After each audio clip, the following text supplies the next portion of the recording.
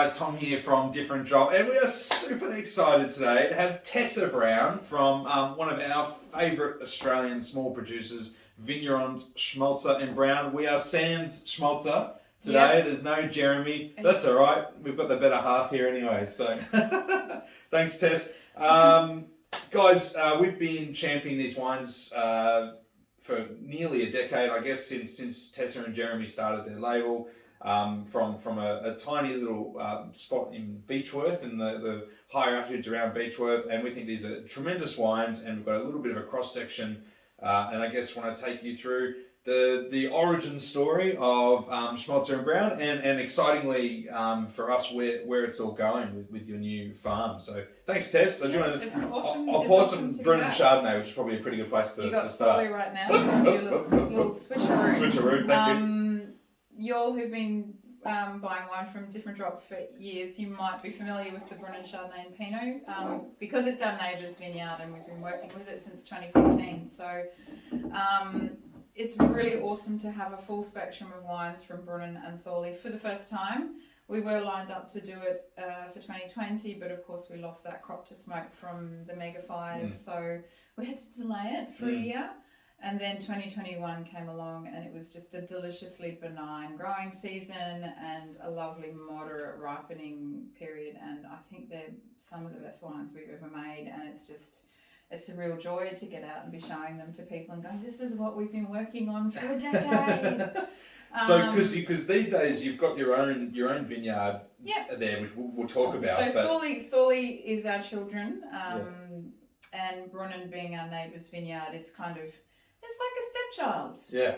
Yeah. A stepchild that you have lovingly cared for on behalf of the real parents. we've been taking the fruit for 9 years now, and working together with Derek and Anne who own it, and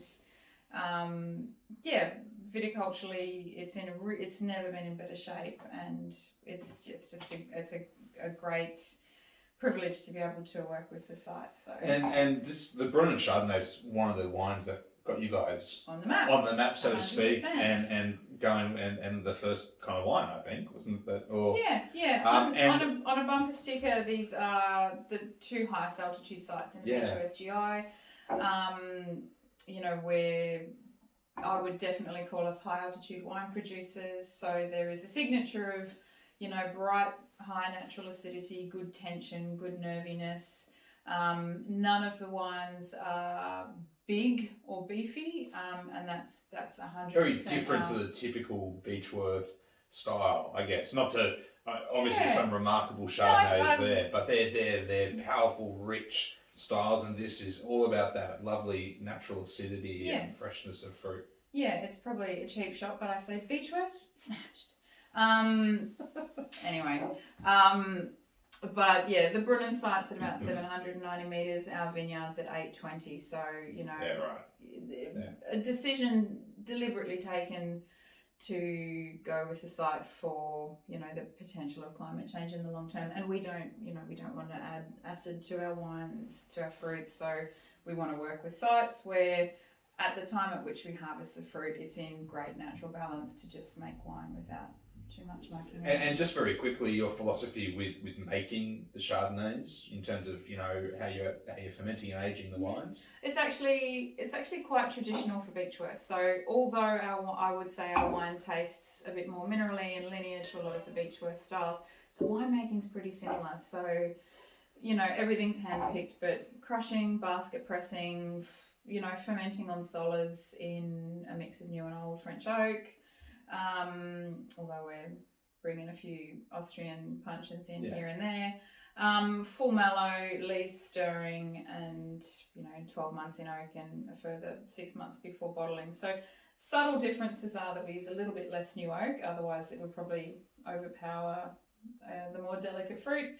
But the basket pressing, the mallow, and the stirring are probably very traditional for Beechworth. And it's just these sites that you're seeing. Yeah, 100%. Awesome. We'll keep moving through. Sorry, skull or tip it out, whatever you prefer. So that's Brunn. This has always been, our go-to wine from yours is the Brunn Chard and most typical. But really excitingly, over the last, I don't know when you started. 10 years, coming up 10 years. So Tessa and Jeremy's farm, the Thorley vineyard there, Thorley site, and has began cropping some really lovely fruit in the last few years, and we're starting to see these wines come onto the market now, which is really, really exciting because this is Tessa's baby. Yeah, these are our first children. It's taken us a long time to get to a commercial crop because we didn't push them with salt fertilizers. We used manures and poppy meal and things like that. So it's taken a little bit longer, but the idea is we wanted to hit the market with super high quality wines from the get-go, and I think you all agree we've been able to do that. Yeah, 100%. So what's, aside from the 30 metres in altitude, what any other differences in the vineyards from Brunnan and Thorley? Absolutely. The Brunnan site is super, it's coming up to 29 years old now, so it's super protected and eastern facing, and it's quite protected by forest. I think it's almost certainly sparkling clone Chardonnay, so I clone stuff, and I tend to get more of a kind of yellow citrus signature on the Brunnan, and quite minerally crunchy acidity. Our site's northerly aspected, and I guess what's particular about it, it's got really high solar gain. There's not trees particularly close to it, ripens a little bit earlier, less topsoil before you get to the slate and the shale. And I'm sort of seeing a bit more of a white peach cashew cream on this wine. So they look like siblings, but they've definitely got distinct personalities. There's a bit for such young vines, the power in that is really impressive. Yeah, it's the not pushing them. It's just a lot of people are getting a crop in the second season and a full crop in the third season. There are ways to do that. We made a deliberate decision, crushingly financially bad one, but we made a deliberate decision not to push them that way. So we've just, applied poppy meal or chook poo or, a mix of lime and things like that each year, just to bring it up slowly. And it is to make powerful, impactful, but fine wines with a lot of prettiness and detail in them. Yeah, perfect. And that's the style of wine. So, I mean, great wine is unique and reflects a place and a maker, and that's what I love about these wines is that you see Beechworth Chardonnay on the label, but there's so much more. They're different. They're just yours, and the sites are special. Your approach to farming and making them is different to a lot of other producers in the region, and some people would try and pigeonhole these Chardonnays and go, oh, they taste almost like Tasmanian or like Chablis or whatever, but they're not. They're that special spot.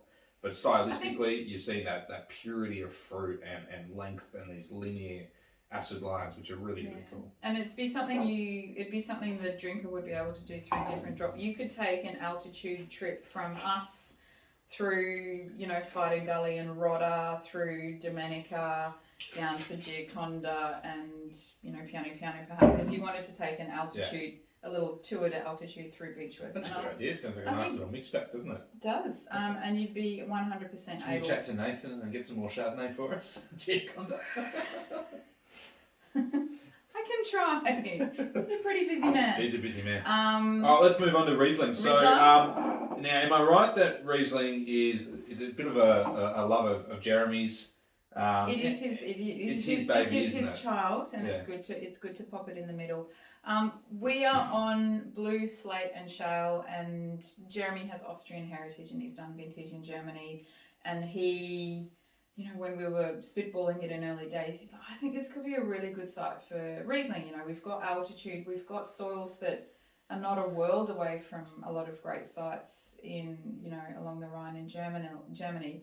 Let's look at that. Let's look at what we can do. And, we've had a few years of practice with the Obstgarten site. And now we're starting to see some fruit come through from ours. And I think it's got the potential to make a pretty smart Riesling. Super exciting. Because you've got the Obstgarten site in King Valley. You've made some lovely sweeter Rieslings over the years. We play with residual sugar in those. Yeah. And this is dry, This is utterly dry. So it started ferment in stainless. It finished in old oak. We've built a little bit of ballast into it with some lees stirring. But just absolute dry spätlese, a good amount of power. It's not all driven by acidity. What we love about Riesling is how so many elements can go into a symphony with it. There is some skin contact before pressing, and there's a phenolic quality that kind of train tracks the acidity and gives it real shape and drive. And I think that's what's going to make this really, really well explained. Yeah, it's got those really subtle little phenolic kind of accents. You know, it's not, you see some skin contact Rieslings or with some oak, and they can be more overt, and that's like all your wines, it's just details, which is really cool. Still precision. And what I love about this, and it's one of the real features of like your range as well, which is exciting, is that interplay between what you love to do and what Jeremy loves to do.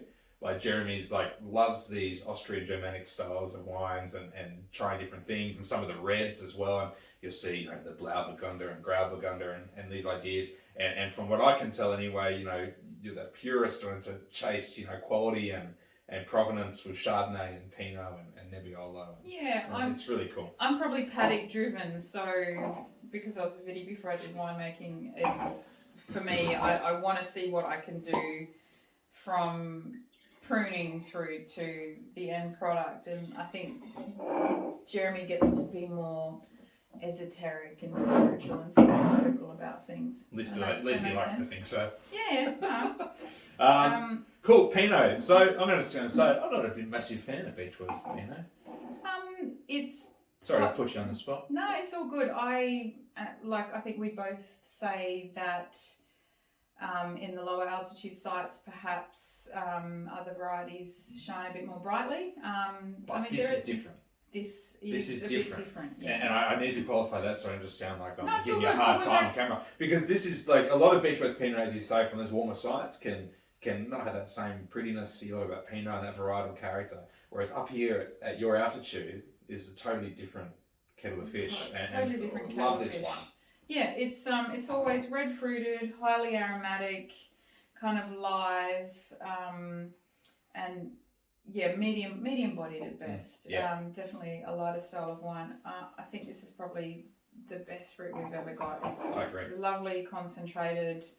It drinks beautifully over, you know, if you can drink it over a day, not finish it in the first No, we did. Well, when you generously sent some bottles up last week, I took home, selfishly for myself, the Brunner pair, the Chardonnay and the Pinot, and enjoyed this over about 4 nights. And it's got better each night. And I've got to say, I think of all your wines, I reckon I've seen the most improvement in this wine over the years from the beginning. For sure. And now it's just it's a beautiful Pinot. Yeah, it's on song really well. So looking forward to getting this into a few cellars. Yeah, so really pretty, isn't it? Red fruited, raspberryish, red fruited. You know, a whisper of leaf and a little bit of earth, and just a whisper of leaf. I love that. Do you know? Just a little bit of green, a little bit of red, so on and so forth. And acidity, you know, it's just very moorish, very salivating. Would pair well with all kinds of food as well, and would age beautifully, I think. Be fairly versatile. Yeah, I'm super happy to see that with 5 or 8 years at least. All right, back to Thorley, across the road. Now this is a very exciting wine that you first released probably 3-4 years ago in teeny tiny amounts. We had a barrel in 2017, and then we had 2 barrels in 2018. And now we're up to sort of a decent, more sort of commercial amount, and we can play around with winemaking techniques and how we think is best to make it. And I'm so excited about this. And I remember that very first release, I think, you know, it was like, you guys can have a dozen or 2. There was no stock, right? You had a few.